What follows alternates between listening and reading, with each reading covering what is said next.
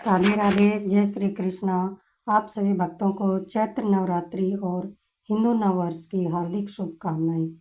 चैत्र नवरात्रि प्रारंभ होने वाली है और यदि आपके घर में ठाकुर जी विराजमान हैं तो चैत्र नवरात्रि की सामग्री क्या क्या रहेगी, यह सब आप आज की वीडियो के द्वारा पूरी जानकारी प्राप्त कर सकते हैं। आप यदि चैत्र नवरात्रि में कलश स्थापना करते हैं और साथ में ठाकुर जी की भी सेवा करते हैं तो आप माता रानी के साथ साथ आपको ठाकुर जी की कृपा भी प्राप्त होगी।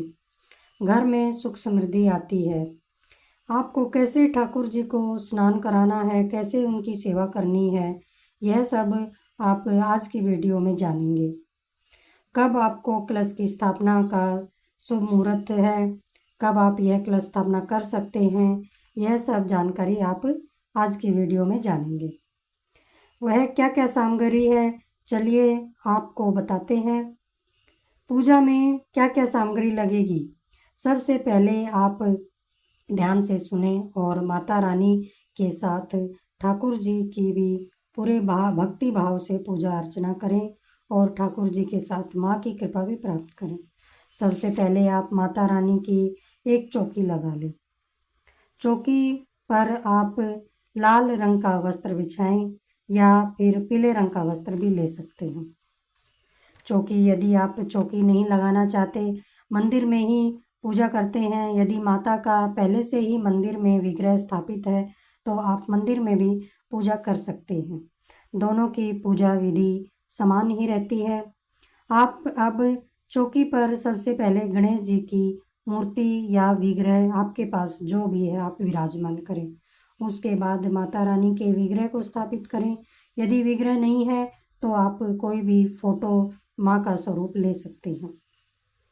ये सब आप माँ के विग्रह के साथ गणेश जी को स्थापित कीजिए। इसके बाद एक कलश लेना है। कलश आप मिट्टी का ले सकते हैं या फिर तांबे का या पीतल का, जो भी आप लेना चाहें ले सकते हैं।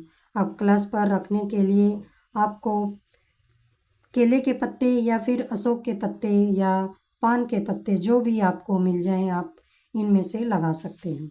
एक नारियल लेना है। नारियल पर एक चुनरी लपेट दीजिए। यदि चुनरी नहीं है तो मौली या कलावा भी उसमें 9 बार लपेट दें। इसके बाद जवारे उगाने के लिए एक मिट्टी का बर्तन लेना है।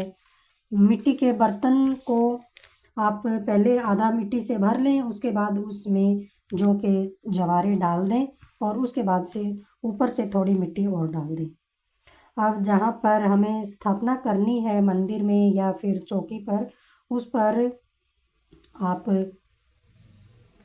यह सब मिट्टी का जो कुंडा है जवारे के लिए है, आप माँ के विग्रह के बाईं तरफ लगा दें। इसके बाद हमें सिंदूर या रोली लेना है। एक छोटा सा दीपक लेना है। थोड़े से अक्षत यानी कि चावल लेने हैं। चावल अक्षत होने चाहिए। सुपारी लेनी है माँ की पूजा में। साथ ही जायफल और लौंग लेना है जो कि रोज़ में पूजा में लगता है। सुपारी माँ को भी रोज़ समर्पित करनी रहती है। साथ ही हवन में भी लौंग की आवश्यकता पड़ती है। सुपारी की हमें 9 ग्रह की स्थापना के लिए भी सुपारी लगती है और यदि माँ को पान के पत्ते पर आप सुपारी आदि रख कर समर्पित करते हैं तो उसके लिए भी सुपारी लगेगी। कलावा भी रखना है पूजा में। एक अखंड दीपक लेना है। अखंड दीपक के लिए आप ढकने के लिए जाली भी लें। साथ ही आप कपूर भी रखें क्योंकि पूजा में कपूर ज़रूर रखते हैं। इसे रोज़ पूजा की जाती है। थोड़ी सी मिश्री ले लें।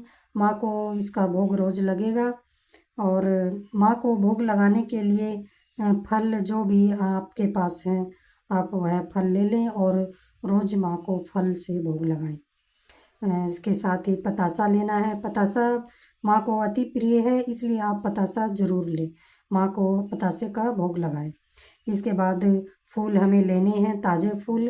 ताज़े फूल हमें ठाकुर जी और माता जी को समर्पित करने हैं। ठाकुर जी को यदि फूल आपके पास ज़्यादा है तो माला बनाकर माँ को माला पहनाएं और ठाकुर जी को भी माला पहनाएं। पंचमेवा रखें पूजा के समय।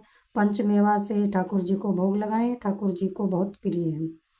सभी सामग्री हमें माता जी को और ठाकुर जी को समर्पित करनी है। रोज में दिया बाती करने के लिए देसी घी लेना है। अखंड दीपक के लिए भी आप देसी घी ले सकते हैं या फिर तिल के तेल से भी अखंड दीपक को जला सकते हैं। माता रानी को श्रृंगार का सामान अर्पित करना है। साथ ही यदि घर में ठाकुर जी और राधा रानी विराजमान हैं तो राधा रानी को भी हमें श्रृंगार का सामान समर्पित करना चाहिए। श्रृंगार में चूड़ी व सिंदूर जरूर लें, जो कि सुहाग की निशानी है और यह हमें अखंड सौभाग्यवती का आशीर्वाद देती है। हमें पान के पत्ते लेने हैं। रोज माँ को पान के पत्ते समर्पित करने रहते हैं। पान पर सुपारी, लौंग, इलायची रखकर माता रानी को समर्पित करें। फिर हमें इत्र लेना है। इत्र भी भगवान को अति प्रिय है। साथ ही चंदन और रोली लेनी है। रोली कुमकुम से माँ को तिलक करेंगे और साथ ही गणेश जी व ठाकुर जी को चंदन से तिलक करेंगे। हल्दी की गांठ हमें समर्पित करनी है। इससे हमें गणेश जी और माता रानी की कृपा प्राप्त होती है और हमारे घर में सुख समृद्धि बनी रहती है। धूप आदि आरती के समय लेनी है और घर में नकारात्मक ऊर्जा को हटाने के लिए हमें हवन करना होता है। आप हवन की सामग्री पूरी पंसारी की दुकान से ले सकते हैं। वहाँ पर सब सामान एक साथ मिल जाता है और रोज घर में हवन करके के लिए हमें एक मिट्टी का जो हवन कुंड है वह लेना होगा। हवन कुंड में हमें गाय के उपले कंडे ले सकते हैं और हवन के लिए आप आम के पत्ते की लकड़ी या फिर आम के पेड़ की लकड़ी या तुलसी की लकड़ी भी हवन के लिए ले सकते हैं। रोज हमें 21, 51, 108 आहुति हवन में देनी चाहिए। साथ ही 5 आहुति घी की भी देनी चाहिए। इस हवन से घर में सकारात्मक ऊर्जा आती है। नवरात्रों के प्रथम दिन ठाकुर जी को भी हम स्नान करवाएं और उन्हें नई पोशाक धारण करवाएं। उनके लिए बांसुरी, मुकुट, कंगन, माला आदि सब श्रृंगार ठाकुर जी को प्रेम से धारण कराएं और घर में यदि राधा रानी विराजमान है तो उन्हें भी श्रृंगार का सामान पूरे श्रृंगार धारण कराएं। उन्हें नई चुनरी धारण कराएं। गणेश जी के लिए जनेऊ लेकर आएं। यदि जनेऊ नहीं है तो कलावे से भी हम गणेश जी को वस्त्र धारण करा सकते हैं। अखंड ज्योत के लिए कलावे से ही बाती बना सकते हैं।